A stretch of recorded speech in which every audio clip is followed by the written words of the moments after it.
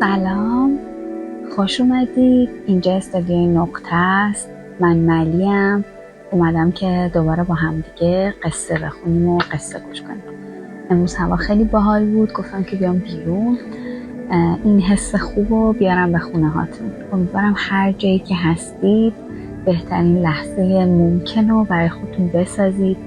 اگر خانومی هستید که دارید کارهای خونه رو انجام میدید، امیدوارم که خدا قوت بهتون بده. آقایی هستید که دستتون توی کاریه و دارید جهان جدیدی، چیز جدیدی رو خلق میکنید. اگر کوچولو هستید، نوجوان هستید و هر جا هر آنچه که دارید این لحظه اکنون رو میگذرونید، امیدوارم به بهترین نحو خودش بگذرونید. و حتی اگه حالتون هم خوب نیست، حوصله ندارید، دغدغه دارید، استرس دارید، گرفتاری دارید، امیدوارم به بهترین شکل ممکن این روز عبور کنه و شما ازش رد بشید.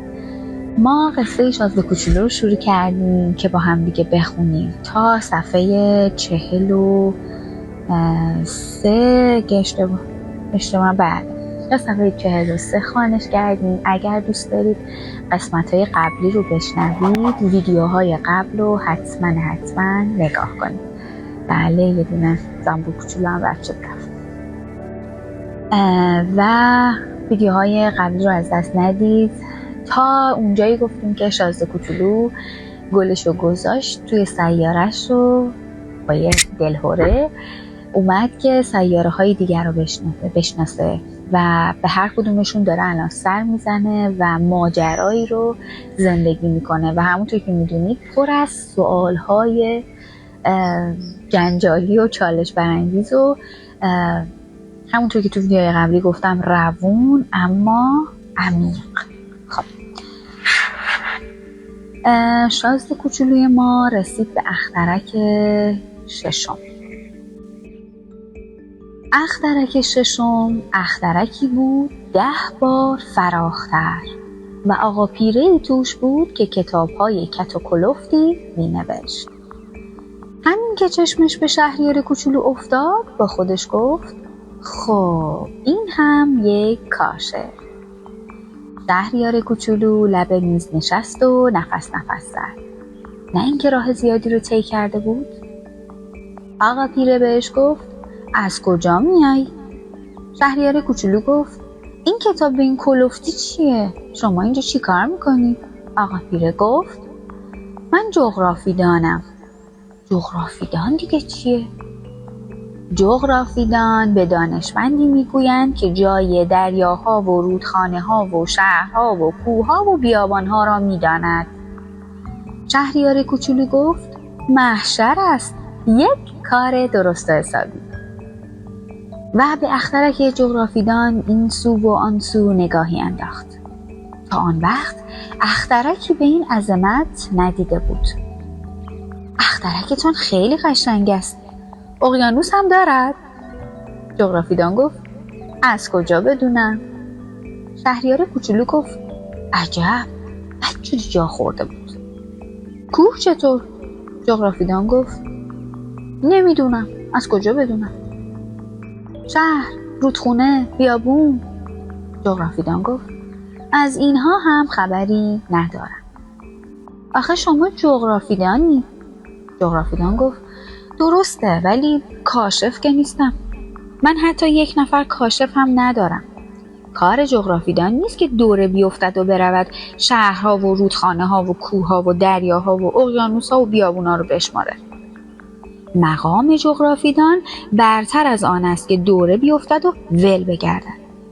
اصلا از اتاق کارش پا بیرون نمیگذارد، بلکه کاشف‌ها را آن تو میپذیرد، ازشون سوال میکند و از خاطراتشان یادداشت برمی‌دارد. و اگر خاطرات یکی از آنها به نظرش جالب آمد، دستور میدهد روی خلقیات آن کشفیات تحقیقاتی صورت بگیرد. برای چه؟ برای اینکه اگر کاشفی گندگو باشد، کار کتاب‌های جغرافیا را به فاجعه می‌کشاند. هاکذا کاشفی که اهل پیاله باشد، آن دیگر چرا؟ آدم‌های دائم الخمر همیشه همه چیز را دوتا می‌بینند. آن وقت جغرافیدان برمی‌دارد جای یک کوه می‌نویسد 2 کوه. شهریار کوچولو گفت پس من یه بابایی رو میشناسم که کاشف حجوی از آب در میآید. بعید نیست. بنابراین بعد از آنکه کاملا ثابت شد پالان کاشف کج نیست، تحقیقاتی هم روی کشفی که کرده انجام میگیرد. یعنی میره و میبینه؟ نه، این کار گرفتاریش زیاد است. از خود کاشف میخواهند دلیل بیاورد. مثلا اگر پای کشف یک کوه بزرگ در میان بود، ازش میخواهند سنگ‌های گنده‌ای از آن کوه رو کنه. جغرافیدان ناگهان به هیجان در آمد و گفت راستی تو داری از راه دوری میای؟ تو کاشفی؟ باید چند و چون اخترک تو برای من بگی. و با این حرف دفتر و دستکش رو باز کرد و مدادش رو تراشید. معمولاً خاطرات کاشف‌ها را اول با مداد یادداشت می‌کنند و دست نگه می‌دارند تا دلیل اقامه کنند. آن وقت با جوهر می‌نویسند. گفت خب شهریار کوچولو گفت اخترک من چیز جالبی ندارد. آخر خیلی کوچک است. 3 تا آتشفشان دارم که 2 تاش فعاله، یکیش خاموشه، اما خب دیگه آدم کف دستشو که بو نکرده. جغرافیدان هم گفت آدم چه میداند چه پیش میآید؟ 1 گل هم دارم.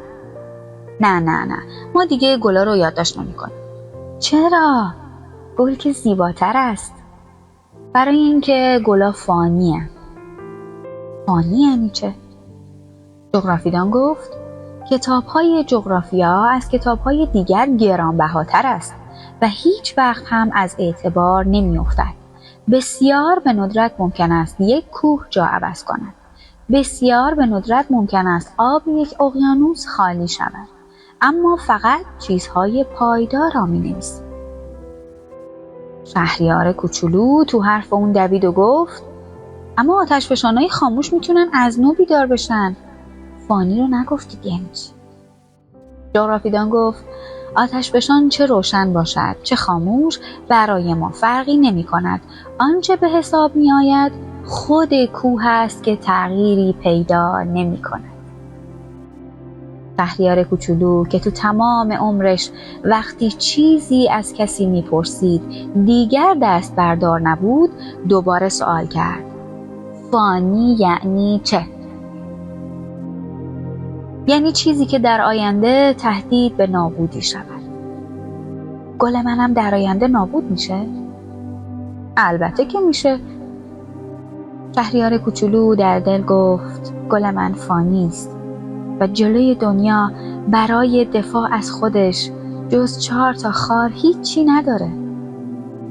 اون وقت منو بگو که اونو توی اخترکم تک و تنها رها کرد.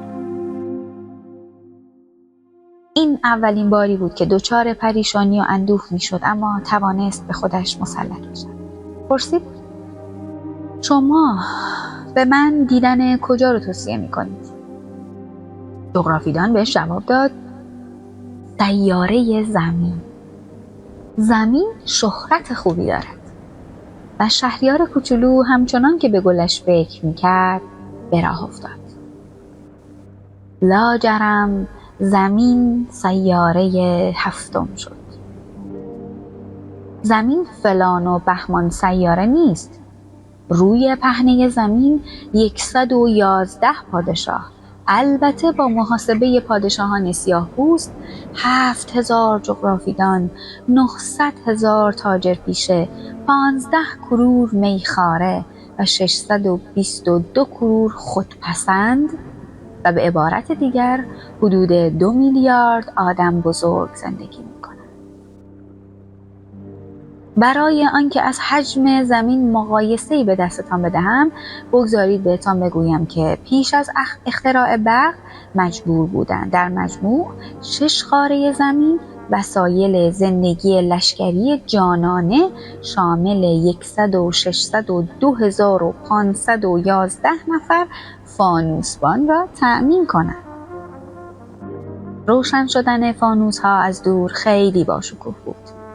حرکات این لشکر مثل حرکات یک باله تو اپرا مرتب و منظم بود. اول از همه نوبت فانوسبان‌های زلاند نو و استرالیا بود.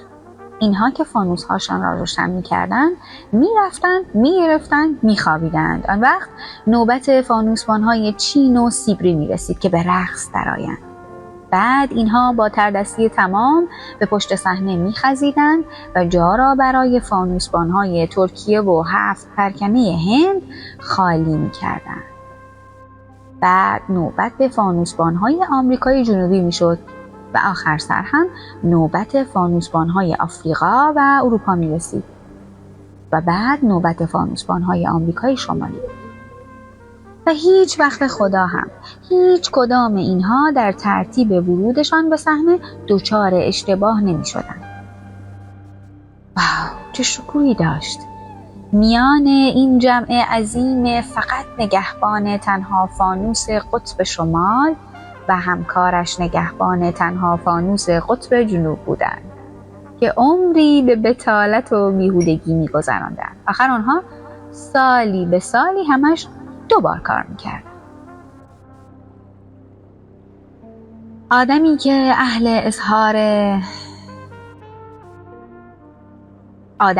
اظهار لحیه باشد به فهمی نفهمی میافتد به چخان کردن. من هم توی تعریف قضیه فانوسبان‌ها برای شما اونقدرها رو راست نبودم. میترسم به اونهایی که زمین ما را نمیشناسند تصور نادرستی داده باشند. انسان‌ها روی پهنه زمین جای خیلی کمی را اشغال میکنن. اگر همه 2 میلیارد نفری که روی کره زمین زندگی میکنن بلند بشن و مثل موقعی که به تظاهرات میروند یک خورده جمع و جوع بایستند، راحت و بی درد سر تو میدونی به مساحت 20 مایل در 20 مایل جا میگیرند. همه جامعه بشری را میشود یک جا روی کوچکترین جزیره اقیانوس آرام کپه کرد. البته گفتگو ندارد که آدم بزرگ‌ها حرفتان رو باور نمی‌کنند. آخر تصور آنها این است که کلی جا اشغال کردن. نه اینکه مثل باوباب‌ها خودشان را خیلی مهم می‌بینند. بنابراین بهشون پیشنهاد می‌کنید که بنشینند، حساب کنند. آنها هم که عاشق اعداد و ارقامند، پس این پیشنهاد حسابی کیفورشون می‌کنه. اما شما را به خدا بی خودی وقت خودتان را سر این جریمه مدرسه به هدر ندهید. این کار تو غاز هم نمی‌ارزد. به من که اطمینان دارید. شهریار کوچولو پاش که به زمین رسید، از این که دیارالبشری دیده نمیشد سخت هاج و واج ماند. تازه داشت از این فکر که شاید سیاره را عوضی گرفته ترس برش می داشت که چنبره مهتابی رنگی روی ماسه ها جا به جا شد. شهریار کوچولو همینجوری سلام کرد. مار گفت سلام. شهریار کوچولو پرسید رو چه سیاره پایین اومدم؟ مار جواب داد رو زمین، تو قاره آفریقا. عجب، پس رو زمین انسان به هم نمیرسد؟ مار گفت اینجا کویره، تو کویر کسی زندگی نمیکنه، زمین بسیار وسیعه. شهریار کوچولو رو سنگی نشست و به آسمان نگاه کرد و گفت به خودم میگویم ستاره ها واسه این روشنن که هر کسی بتونه یه روز مال خودشو پیدا کنه. اخترک مرا نگاه، درست بالای سرمان است، اما چقدر دور است؟ مار گفت قشنگ است. اینجا اومدی چی کار؟ شهریار کوچولو گفت با یه گل بگو مگوم شده. مار گفت عجب. و هر دویشان خاموش ماندند. دیشب دست آخر شهریار کوچولو در آمد که آدما کجان؟ آدم تو کویر یه خورده احساس تنهایی میکنه. مار گفت پیش آدم ها هم احساس تنهایی میکنی. شهریار کوچولو مدت درازی تو نخ او رفت و آخر سر بهش گفت تو چه جونور بامزه‌ای هستی، مثل یه انگشت باریکی. مار گفت عوضش از انگشت هر پادشاهی مقتدرترم. شهریار کوچولو لبخندی زد و گفت نه چندان، پا هم که نداری، حتی راه هم نمیتونی بری. من میتونم تو رو به چنان جای دوری ببرم که با هیچ کشتی هم نتونی بری. مار این رو گفت و دور قوزک پای شهریار کوچولو پیچید عین یک خلخال طلا و باز در آمد که هر کسی را لمس کنم به خاکی که ازش در آمده برمیگردانم. اما تو پاکی و از یک سیاره دیگر آمدی. شهریار کوچولو جوابی بهش نداد. خب تا صفحه 49 خوانش کرد. گفتگوی شهریار و مار گفتگوی جالبیه و من همینجا تمامش میکنم این قصه رو. امیدوارم که خوش گذشته باشه بهتون. همونطور که گفتم اگر دوست دارید بقیه قصه رو ببینید ویدیوهای قبلی رو نگاه کنید، دوست داشتید لایک کنید، سابسکرایب کنید و ما رو به دوستاتون معرفی بکنید تا اونها هم بتونن لذت ببرن از قصه شهریار کوچولو. من اول ویدیو فراموشم شد بگم، همونطوری که اول هر ویدیو اسم کتابو میگم. کتاب شازده کوچولو هست، برگردان احمد شاملو و نوشته آنتوان دو سنت اگزوپری. میبوسمتون، براتون کلی آرزوی خوب دارم و تا ویدیوی بعدی خدا نگهدار.